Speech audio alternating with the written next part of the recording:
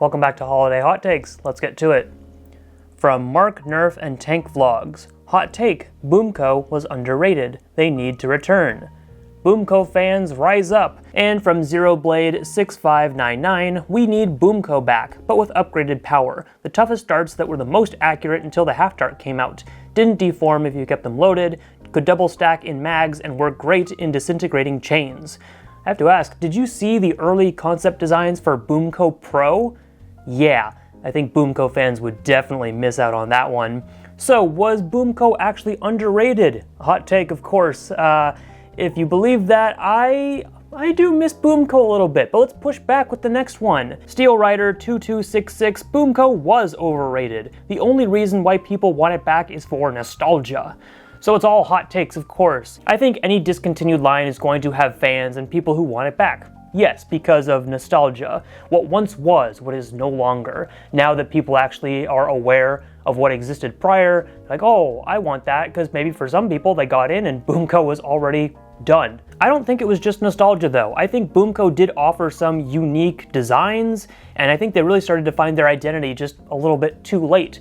Some of their last stuff before the last year or so of just oh, BoomCo still exists, were pretty cool, and those are blasters that I would love to see remade today, maybe even at the same performance level. And I think the Halo tie-ins were also pretty cool. I'd love to see them tackle some different IPs, or just their own. We're still waiting on you, Mattel. You can still activate the BoomCo page when you want. Squig the Squig 1878. Trilogy/Shell Strike's shell system was underrated and underutilized. I love them so much.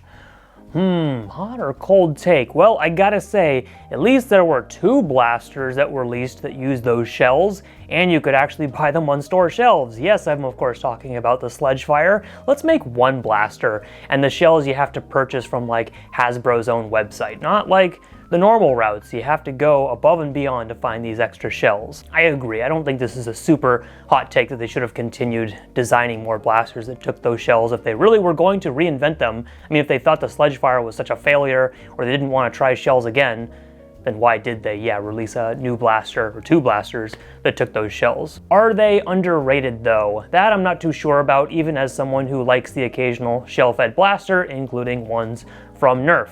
I see the fun, but the inconvenience factor is very high, and I'm sure that's why they didn't, attract the common consumer. Definitely Natox. The Nerf deploy isn't bad. Standard end strike performance and its magwell isn't that bad. And from Wesley Gebb, the Nerf deploy needs to be remade because the concept was peak. Grouping, obviously, because deploy. Was the deploy overhated? In my opinion, yes, I 100% agree that the deploy was just kind of a standard performer. I bought the deploy when it first came out. Actually, I bought 2. I gifted one to a friend, so depending on how you feel about the deploy, you can say I was either a good friend or a very mischievous one. I think for some people, yes, the deploy bad meme is strong enough to make this a hot take. But yeah, if you looked at what was out at the time, it really wasn't that big of a deal when it worked as intended, I should say. The ones that I had access to worked just fine. Over the years, I've seen some other deploys that, when the deploy feature doesn't work, then you're like, this sucks. If the performance is still the same, then whatever. I've also, granted, seen some deploy lemons on performance, so yes, quality control will always be the dictator of some negative reviews. I do think, though, yes, the potential for the deploy funness, the features of the deploy nature, is high. I'd love to see more blasters do that shrink down suitcase action where you hit a button and they expand. Or the idea of having the magwell go from one position to another, maybe even another. That's just unique and fun. Neon Vortex. Number 1, Hyper has serious potential at indoor games and it's criminally underutilized. Well, yes, Hyper, therefore hot take. I agree with the indoor use. I think that Hyper definitely has its footing in the indoor arenas, just like Rival has, but it's underutilized because no one likes it. And it's just annoying to clean up. It's more annoying than Rival. We can debate whether it's annoying enough or it really doesn't matter. Some people have strong opinions, but guess what? If your club outlaws it, then it doesn't even matter. Number 2, AccuRival's design and color scheme are horrible. Another hot take. I gotta say, some people really like it. Some people hate it, so this is definitely a divisive one. Personally, I am okay with it. I think there are other designs in Rival that I prefer, but I can at least accept and appreciate that we have something different from Rival. It's not the exact same stuff. I know some people would be like, oh, just keep it the same, don't change it. It's okay, but I understand. And number 3, no event or organization ever since the inception of the hobby has matched the coolness, competitiveness, and global reach that Dart Tag had, and it needs to come back. Nerf ball ain't cutting it. Well, that's a cold take now, isn't it? Because, yeah, obviously, I agree, and I wish Hasbro could commit without just seemingly overspending on everything and overthinking everything.